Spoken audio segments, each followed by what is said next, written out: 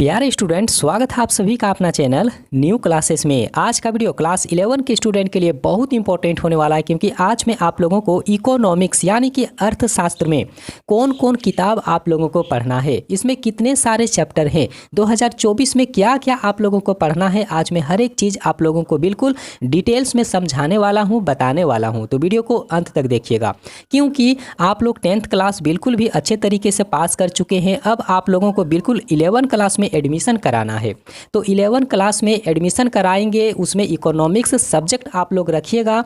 तो उसमें सबसे पहले जानना ये जरूरी है कि अर्थशास्त्र में क्या क्या आप लोगों को पढ़ना है, यानी इकोनॉमिक्स में क्या क्या आप लोगों को पढ़ना है, इकोनॉमिक्स में कितने सारे चैप्टर होते हैं, अर्थशास्त्र का सिलेबस कैसा रहेगा इस बार 2024 का। तो ये हर एक चीज़ आप लोगों के लिए इम्पोर्टेंट है। इस चीज़ को आप लोग अच्छे तरीके से समझ लीजिए, जान लीजिए, क्योंकि न्यू स्टूडेंट हैं आप लोग, तो आप लोगों को समझना बहुत ज़रूरी है। आप लोग अच्छे तरीके से समझ लीजिए, क्योंकि कोई नहीं बताएगा आप लोगों को, ठीक है, इसलिए आप लोग अच्छे तरीके से समझ लीजिए। सबसे पहले मैं आप लोगों को यहाँ पर बता देना चाहता हूँ कि इकोनॉमिक्स में आप लोगों को 2 किताब पढ़ना है, ठीक है। कौन कौन सा किताब पढ़ना है, तो देखिए पहला नंबर में जो किताब आप लोगों को पढ़ना है उसका नाम है अर्थशास्त्र में सांख्यिकी, ठीक है। सांख्यिकी जो किताब है ना, इसमें काफ़ी सारे जो है आप लोगों को चैप्टर दिया हुआ है पढ़ने के लिए। और दूसरा जो किताब है ना, दूसरा किताब का नाम है भारतीय अर्थव्यवस्था का विकास। इसमें भी काफ़ी सारे चैप्टर आप लोगों के लिए दिए हुए हैं। तो आप लोगों को हर एक चीज़ अच्छे तरीके से पढ़ना है, क्योंकि 2024 में बहुत सारे जो चैप्टर है ना, वहाँ से प्रश्न आप लोगों को पूछा जाएगा। तो सबसे पहले आप लोग देख लीजिए कि जो सांख्यिकी किताब आप लोगों को पढ़ना है ना, उसमें कौन कौन से चैप्टर हैं और उन चैप्टरों का क्या नाम है, हर एक चीज़ आप लोग अच्छे से लिख लीजिए, समझ लीजिए।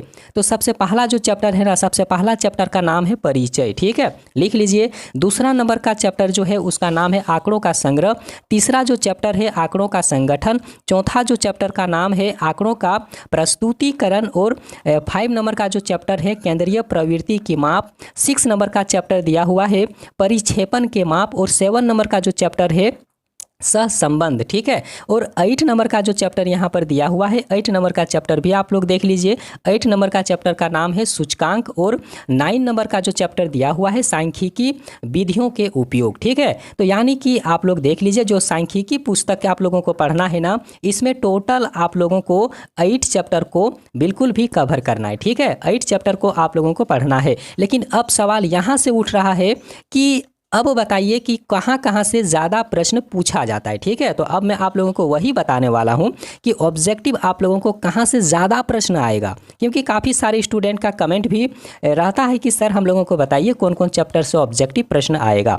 तो यहाँ पर सबसे पहले मैं आप लोगों को बता देना चाहता हूँ कि जो आंकड़ों का संग्रह चैप्टर जो दिया हुआ है, इसके ऑब्जेक्टिव प्रश्न बहुत सारे रहते हैं, ठीक है। और यहाँ पर जो आंकड़ों का प्रस्तुतिकरण जो है ना, 4 नंबर का चैप्टर, तो यहाँ से भी ऑब्जेक्टिव प्रश्न आप लोगों को बहुत ज़्यादा पूछा जाता है, ठीक है। और यहाँ पर देखिए जो 8 नंबर का चैप्टर है सूचकांक, इस चैप्टर से भी काफ़ी सारे ऑब्जेक्टिव आप लोगों को एग्जाम में देखने को मिलेंगे, ठीक है।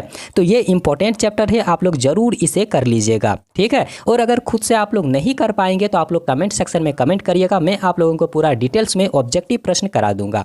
अब यहाँ पर आगे जो दिया हुआ है दूसरा किताब में कि भारतीय अर्थव्यवस्था का विकास, इसमें आप लोगों को कितने सारे चैप्टर को पढ़ना है, आप लोग हर एक चैप्टर का नाम पहले लिख लीजिए। देखिए पहला नंबर का चैप्टर जो दिया हुआ है ना, स्वतंत्रता की पूर्व संध्या पर भारतीय अर्थव्यवस्था, इस चैप्टर को आप लोग जरूर कवर करिएगा। और जो दूसरा नंबर का चैप्टर दिया हुआ है ना भारतीय अर्थव्यवस्था, इसको तो आप लोग बिल्कुल भी कर लीजिएगा, क्योंकि यह काफ़ी इंपॉर्टेंट है।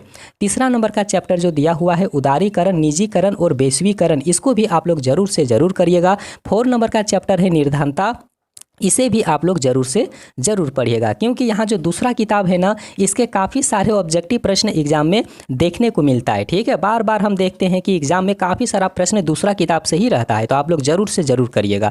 5 नंबर का जो यहाँ पर चैप्टर दिया हुआ है भारत में मानव पूंजी का निर्माण, इसे भी आप लोग जरूर कवर करिए।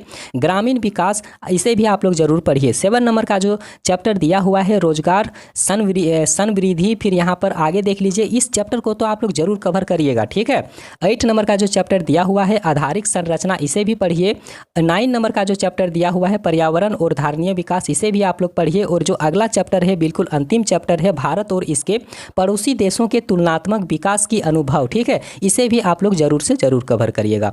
तो आप लोगों को याद रखना है कि इकोनॉमिक्स में टोटल आप लोगों को 2 ही किताब पढ़ना है और 2 किताब में काफ़ी सारे चैप्टर हैं, तो हर एक चैप्टर को आप लोगों को बिल्कुल अच्छे तरीके से पढ़ना है। और बाद में जब क्लास स्टार्ट करेंगे तो मैं आप लोगों को बिल्कुल एक एक चैप्टर के बारे में पूरा डिटेल्स में ऑब्जेक्टिव प्रश्न करा दूंगा, सब्जेक्टिव प्रश्न भी कराऊंगा, ठीक है। तो आप लोग चैनल को सब्सक्राइब नहीं किए हैं तो कर लीजिए, क्योंकि 2024 के लिए काफ़ी इंपॉर्टेंट है। बिल्कुल सब्सक्राइब करिए, क्योंकि मैं आप लोगों को बहुत ही धाकड़ तरीके से इस चैनल के माध्यम से पढ़ाने वाला हूं। तो आप लोग सब्सक्राइब करके अपने दोस्तों के पास ज़रूर इसे शेयर कर दें, ठीक है। और वीडियो देखने के लिए बहुत बहुत धन्यवाद।